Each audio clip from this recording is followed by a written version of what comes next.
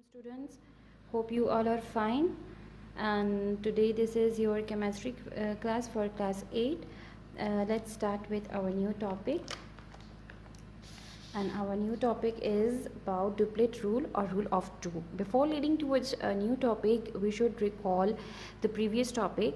In previous topic, we had discussed about the introduction of atoms, about the shape of the atoms, why the chemical bonds are necessary, why atom forms bond, and along with these bond information, we had discussed about the valence concept and octet theory, in which you had read about that in octet theory an atom forms 8 electrons in their outermost shell.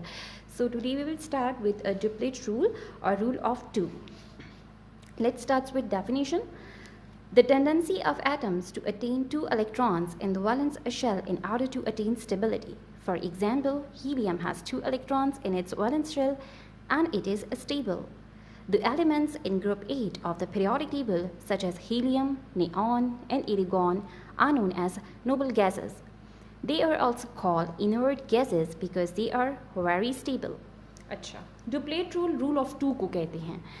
Atom के valence shell में जब 2 electrons मौजूद हों और इन 2 electrons की presence की वजह से वो एटम स्टेबल हो जाए तो उसको डुप्लेट रूल कहा जाता है. इसकी सबसे आसान एग्जांपल है हीलियम. हीलियम एक ऐसा एटम है पीरियोडिक टेबल का कि इसके अंदर 2 इलेक्ट्रॉन्स मौजूद होते हैं. यहाँ पे आप देख सकते हैं इस डायग्राम में कि देखिए ये हीलियम का एटम है, ठीक है. दरमियान में न्यूक्लियस आ गया और इसके शेल में 1 और 2 यानी 2 इलेक्ट्रॉन्स हैं इसके आउटर मोस्ट शेल में. फिर उसके बाद आपको एग्जाम्पल दी गई है ग्रुप 8 की. ग्रुप 8 एक ऐसा एलिमेंट ऐसा ग्रुप है पीरियोडिक टेबल का जिसके तकरीबन तमाम एलिमेंट्स यानी तमाम एटम्स के अंदर जो आउटर मोस्ट वैलेंस इलेक्ट्रॉन है वो कंप्लीट होता है, जिसकी example argon, neon, xenon, krypton, ये तमाम नोबल गैसेस हैं. और इनको इनर्ट गैसेस भी इसी वजह से कहा जाता है क्योंकि इनका जो वैलेंस शेल है वो आउटर मोस्ट शेल में इनकी 8 इलेक्ट्रॉन्स मौजूद होते हैं. ये स्टेबल है, ये इस वजह से ज़्यादा स्टेबिलिटी इनके अंदर हमें नज़र आती है क्योंकि इनका ऑक्टेट यानी इनका जो आउटर मोस्ट है या जो इनका डुप्लेट है वो कंप्लीट होता है. यहाँ पर आप देख सकते हैं नेऑन का structure.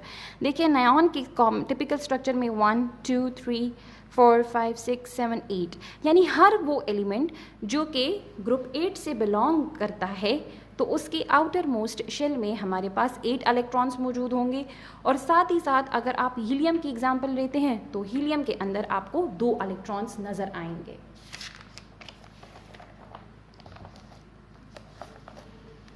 And really take part in chemical reactions to form compound.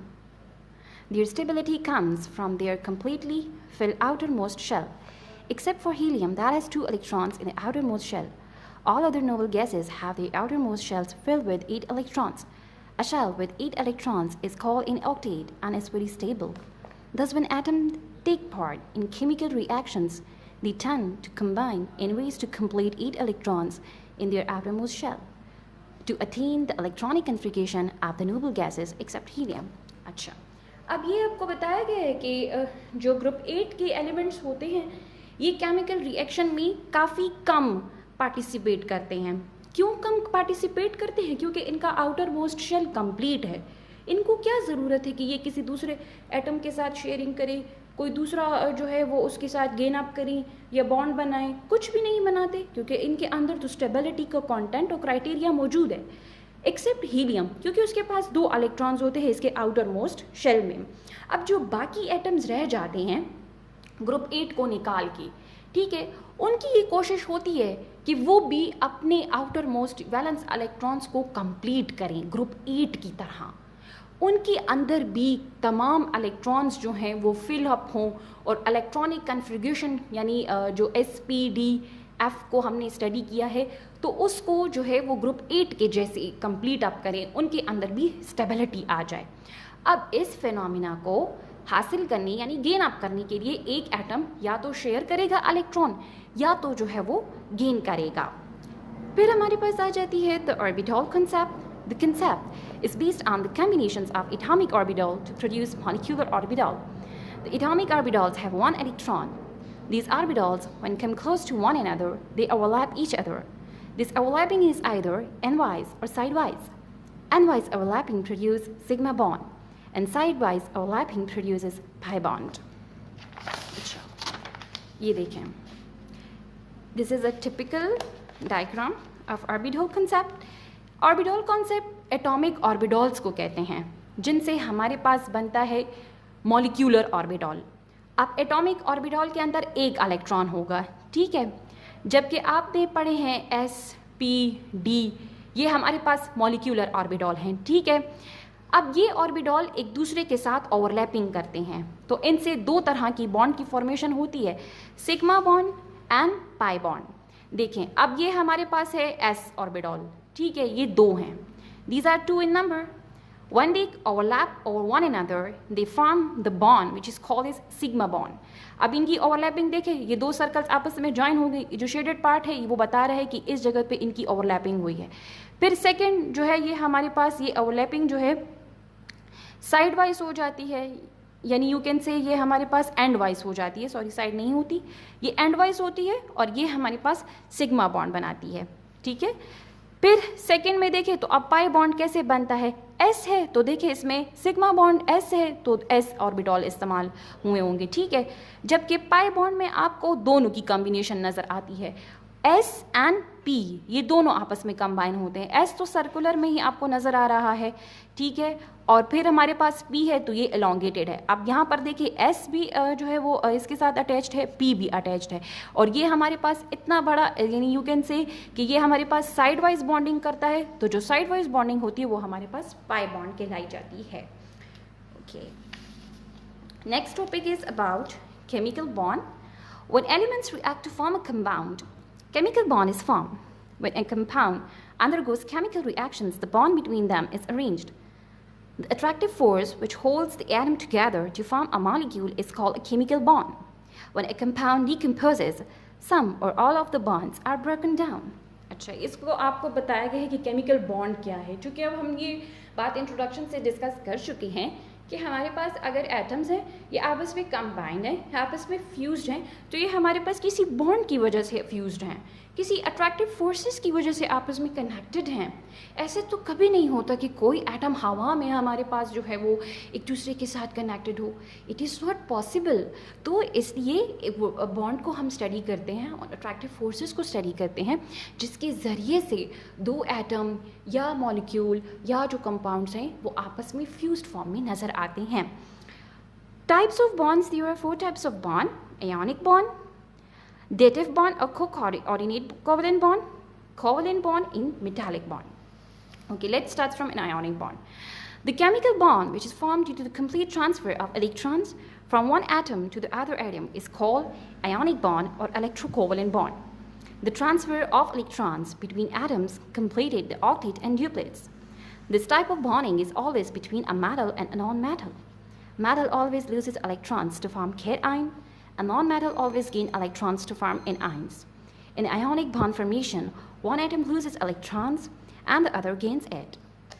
The atom that loses the electron acquires positive charge, and the other atom which gains electrons becomes a negatively charged particle. Due to opposite charges, an electrostatic force of attraction is set up between them. This force holds these ions together. This force of attraction is referred as an ionic bond. An atom having low ionization energy will lose one or more electrons to form cation. An atom having high electronegativity will gain one or more electrons to form an ion. Ionic bond से start करते हैं. जो ionic bond है इसका क्या मतलब है, वो बॉन्ड जिसके अंदर इलेक्ट्रॉन्स की कंप्लीट ट्रांसफ़र हो. यानी ऐसा नहीं है कि अगर for example outer most shell में 4 इलेक्ट्रॉन हैं तो उसमें से 2 जो है वो ट्रांसफ़र हो जाए, 2 रह जाएं. नहीं, 4 अगर हैं तो 4 के 4 ने जाना है. 2 अगर है, जैसे फॉर एग्जांपल मैं आपको इसको ऐसे एक्सप्लेन कर देती हूँ, ठीक है.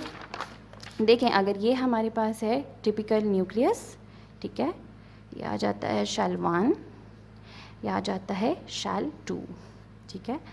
तो अगर इसमें हमारे पास 2 इलेक्ट्रॉन्स हैं, इसमें 1 2 3 4 हैं, तो ये जो हमारे पास 2 इलेक्ट्रॉन हैं इन्होंने कंप्लीट ट्रांसफ़र होना है, ऐसा नहीं है कि इसमें से एक इलेक्ट्रॉन जो है वो हमारे पास रिमूव हो जाए, दूसरा रह जाए, नहीं। दो है तो दो के दो ने जो है वो ट्रांसफ़र होना है, तीन होंगे तो तीन के तीनों ने जो है वो ट्रांसफ़र होना है। कंप्लीट ट्रांसफरिंग होगी इलेक्ट्रॉन्स की तो हमारे पास जो है वो आयोनिक बॉन्ड बनता है। अच्छा, ये बॉन्ड एक एटम, फॉर एग्जांपल ये ए है और ये हमारे पास आ जाता है बी, ठीक है। तो इसने यानी ए एटम ने अपने इलेक्ट्रॉन्स जो हैं वो बी को दे दिए, from one atom towards another atom, the electrons are completely transfer, ठीक है। तो ऐसे बॉन्ड्स को हम आयोनिक बॉन्ड कहते हैं। अब जो इलेक्ट्रॉन यानी ट्रांसफर ऑफ इलेक्ट्रॉन एटम्स के दरमियान इसलिए होती है ताकि वो अपना ऑक्टेट अगर लास्ट उनका वैलेंस इलेक्ट्रॉन में एटम्स के इलेक्ट्रॉन मिसिंग है तो अपने लास्ट वैलेंस इलेक्ट्रॉन को कंप्लीट करने के लिए करता है, या फिर वो अपने डुप्लेट यानी जो उसका 2 इलेक्ट्रॉन मिसिंग है तो उसको कंप्लीट करने के लिए करता है। और इस तरह से हमेशा याद रखें, मतलब always remember one thing, ionic bond जो है वो हमेशा मेटल और नॉन मेटल के दरमियान होता है, ठीक है। यानी एक जो होगा वो मेटल होगा और दूसरा जो होगा वो नॉन मेटल होगा। इसकी कॉमन एग्जांपल हमारे पास सोडियम क्लोराइड आती है जिसको टेबल सॉल्ट भी कहते हैं। लेकिन इसके अलावा जो आयोनिक बॉन्ड है ये हमारे पास lithium fluoride, lithium bromide, sodium fluoride, sodium iodide, इन तमाम में जो है वो हमें आयोनिक बॉन्ड नज़र आता है। मेटल जो होता है ये हमेशा एक इलेक्ट्रॉन को लूज़ करता है और जब एक इलेक्ट्रॉन लूज़ हो जाता है तो ये कैटआयन बन जाता है, ठीक है। और जो नॉन मेटल होता है वो इलेक्ट्रॉन को गेन कर देता है और वो एनायन बन जाता है। इस तरह से जो आयोनिक बॉन्ड की या आयोनिक बॉन्ड फॉर्मेशन जो है इसमें एक एटम जो होता है यानी एक एटम लूज़ करता है इलेक्ट्रॉन और दूसरा एटम जो है वो गेन करता है इलेक्ट्रॉन। जो एटम इलेक्ट्रॉन को लूज़ करता है उसके ऊपर तो पॉजिटिव चार्ज आ जाता है। जैसे फॉर एग्जांपल देखिए ये ए है, ठीक है, और ये बी है, सही। ये ए हमारे पास क्या है, मेटल, बी हमारे पास क्या है, नॉन मेटल, ठीक है। अब ए से बी में इलेक्ट्रॉन को शिफ्ट होना है, सही। तो अब जब ए जो है यानी जो मेटल है जब ये हमारे पास इलेक्ट्रॉन को लूज़ करेगा, ठीक है, इलेक्ट्रॉन को जो है वो छोड़ देगा यानी लूज़ अप कर देगा तो उसके ऊपर हमारे पास चार्ज आ जाएगा पॉजिटिव, ठीक है। और बी चूँकि अब वो एटम ले रहा है, इलेक्ट्रॉन ले रहा है ए से, तो उसके ऊपर आ जाएगा नेगेटिव चार्ज। इस तरह से पॉजिटिव और नेगेटिव ये दोनों ऑपोजिट चार्ज हैं, इनके दरमियान एक फोर्स बन जाती है, ठीक है, जिसको कहते हैं electrostatic force. An electrostatic force exists between the two opposite charges, यानी पॉजिटिव और नेगेटिव के दरमियान में जो फोर्स नज़र आती है या फोर्स जो मौजूद होती है उसको इलेक्ट्रोस्टैटिक फोर्स कहते हैं। और यही फोर्स ऑफ अट्रैक्शन है जो कि आयोनिक बॉन्ड को रेफर करती है, यानी इसी फोर्स ऑफ अट्रैक्शन की वजह से एक आयोनिक बॉन्ड जो है वो मेटल और नॉन मेटल के दरमियान मौजूद होता है। और जिन एटम की आयोनाइजेशन एनर्जी कम होती है, ठीक है, तो वो ज़्यादा इलेक्ट्रॉन्स को लूज़ करते हैं और कैटाइन बन जाते हैं। जिनकी इलेक्ट्रोनेगेटिविटी एटम्स की ज़्यादा होती है तो वो ज़्यादा इलेक्ट्रॉन्स को गेन अप करके जो है वो एनाइन बन जाते हैं। So this was for today. Next time we will proceed with the examples of ionic bond.